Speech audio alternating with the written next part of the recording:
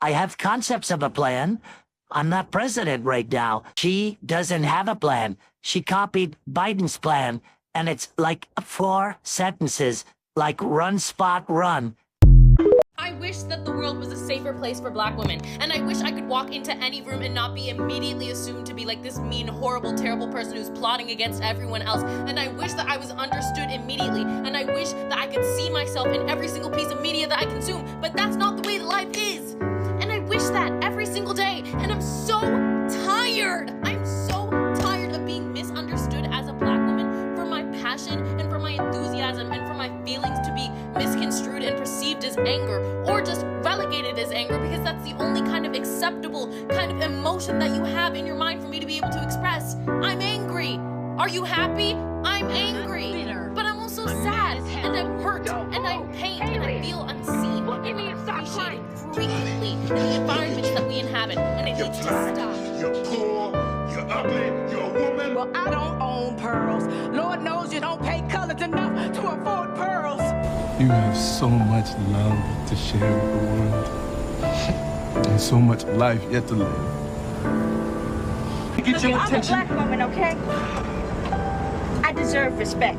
Don't be calling me no bitch. And I work like a dog day and night, living off of coffee from a pot none of you want to touch.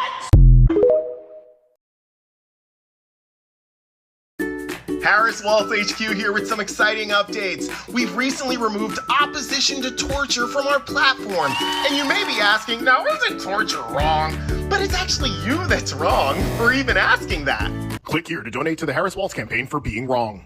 In unrelated news, 200 of the most cartoonishly evil Republicans have endorsed us. And yes, we are portraying this as a good thing, because instead of you pushing us to the left, we're actually pulling you to the right. And I mean, when it comes down to it, the Democratic Party is still progressive. We're pro-fracking, pro-war, and pro-genocide. So vote Harris Waltz this November, because Kamala is weaponizing blackness to uphold white supremacy. So if you don't vote for her, you're a racist.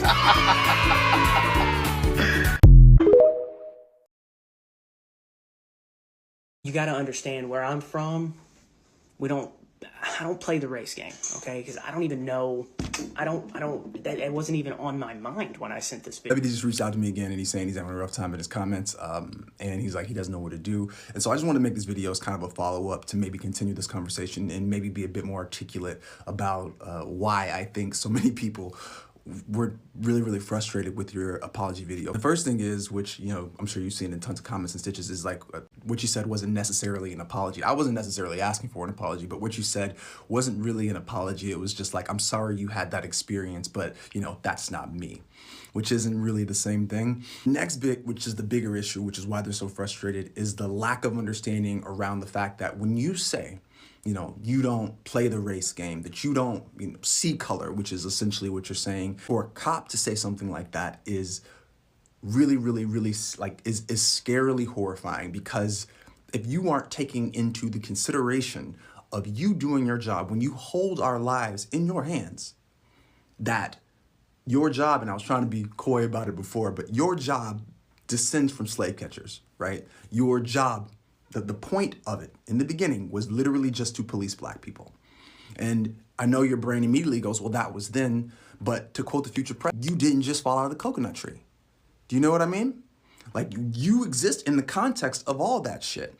And so when you say, you know, you don't see color, or whatever version of that is, and I'm gonna be respectful until they get disrespectful, like you said, that's gonna be incredibly frustrating, because we don't get to act like we just fell out of the fucking coconut tree, right? I don't get to just roll up and forget that I'm black and not see color, because I have to be aware of that, because it is a literal danger to my life. I should be able to wear, you know, Obama 08 Trump Harris shirt in Douglasville Mall in Douglasville, Georgia, and walk around and be fine. I can't, right? I can't. I also have to be aware, right? I have to be aware of the context. I have to be aware that because I'm black, when a cop pulls me over, I need to have my shit up there, right? I gotta be here. Yes, sir, no, sir. I'm not gonna cause a problem because of so much of the other shit, right? Because of everything. I have to be aware of that. I don't have that luxury. For you to be someone who says you wanna do better, to outright, you know, full chest be like, hey man, like, I don't consider this when I'm interacting with folks is terrifying, truthfully. So as to what I think folks really, really want from you is first an acknowledgement of maybe the lack of understanding around these things and the lack of education. And I guess that leads us to the second thing, which is a genuine desire to educate yourself, right? To educate yourself about the situation. If y'all got books, podcasts, things that would be useful to this man, throw them in the comments. I know y'all want to, look, I know y'all want to get your ones off in the comments. Just do me a favor. Throw me some genuine resources and shit that he could check out in the comments. And like, don't just thumb through the books. Really do the work. Maybe start having a conversation with your audience, with your community about how you're learning about all these other aspects of how the nature of your policing affects Black folks and how it will always affect Black people differently than anyone else. The biggest issue here is you seemingly want to feel sorry, right? We're taught as children, you do something bad, you feel bad, you say sorry, we're done.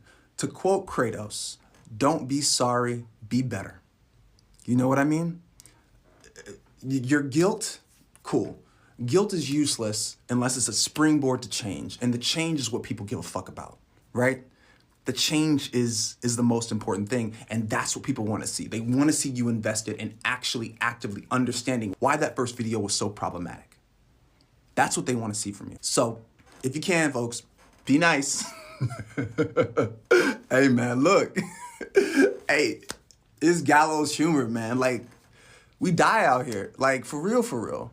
And so, be nice in the comments and hook this man up. Give him some info. Give him some creators to follow. You know what I'm saying? Oh, and also, I do want to say this last thing. I'm going to make a part 2 because this is too long. But I think part of the issue is also that you may not have the context of just regular schmegular shit. I was really chill in my original video. I didn't give you too much context because I didn't want to overwhelm you. I'm going to make a part 2, and I'm going to give you some of my context with law enforcement that may also just maybe shine a different perspective, okay? Part 2 coming.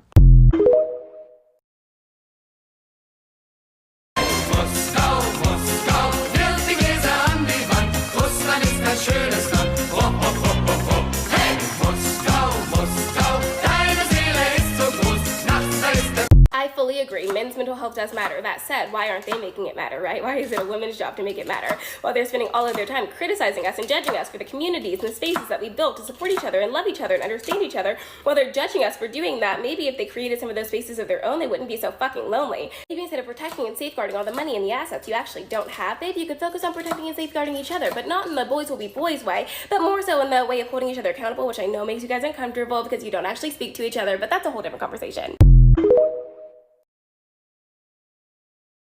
We're trans people. All we want is to be loved and embraced for who we are inside. We're trans people. All we want is to ban the NFL and replace all its screenings with femboy. Whoa. What's your problem? Why are you saying things like that? What? We shouldn't be saying things like that on the internet. Like what? Wait, okay, let's go. We're trans people. All we want is to show our love to the world around us. We're trans people. All we want is to turn Florida into a queer supremacist state and force all dissidents into prison. Why are you telling people that? You were at the meeting. What are you talking about? Okay, one more. We're trans people. All we want is to grow up as our authentic selves without fear. We're trans people. All we want is to forcibly transition all children and only allow them to change back after rounds of rigorous medical gatekeeping.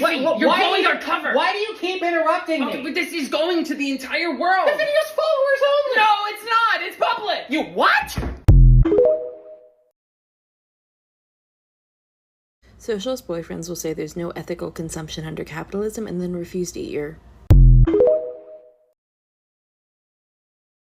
I'm a trans man, and I think it's extremely funny that every time my parents tried to make me less masculine as a kid, it backfired on them so badly. While I was growing up, people were very confused about my gender. I looked like this, had a gender-neutral name, and almost all my friends were boys, so it became extremely common for people to ask me if I was a boy or a girl. The thing is that I didn't really understand gender, so the majority of the time when people asked me this, I would just give them a really blank stare for a few minutes and then leave. These kids would come up to me, genuinely curious about my gender, and I'd look at them like they asked me to do calculus and then run. That was how pretty much every interaction with someone everyone in my elementary school went for me. As an extension of me not understanding gender, I took it as a compliment that people couldn't tell what I was. I was rocking androgyny before I knew what that word even meant. I would go home and boast to my parents that like 3 kids had asked me if I was a boy or a girl, and they were horrified. They ended up convincing me to grow out my hair so that people would be less confused, but I started wearing muscle shirts, Wrangler jeans, and a really tight sports bra every day in middle school, so people did see me as a girl, but if anything, that just made me more visibly queer. As a response to them trying to make me feminine, middle school me became the 5'2" butch lesbian of their nightmares. And then I still transitioned later. They're supportive now, so we're all good, but I have to giggle every time I see an old picture of me because I swear I can sense the impending transition. Anyways, if you're trans, let me know what kind of things give you gender euphoria, and have a great day.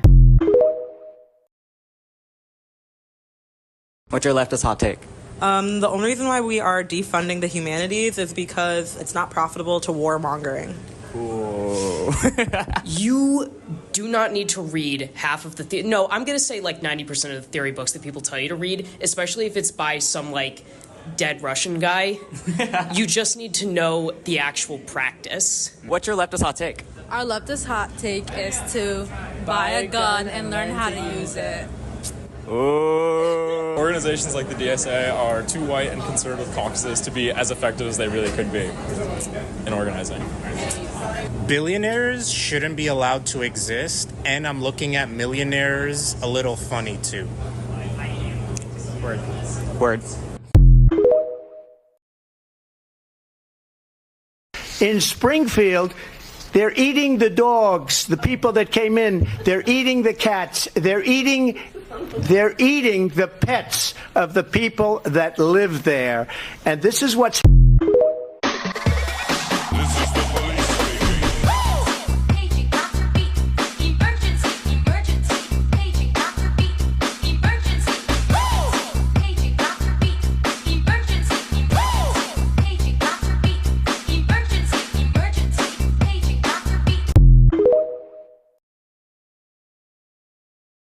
Does Hamas pay you to harass me? Oh, actually 0, but how much does Israel pay you to vote for genocide? Which terrorist organizations How much does AIPAC pay you?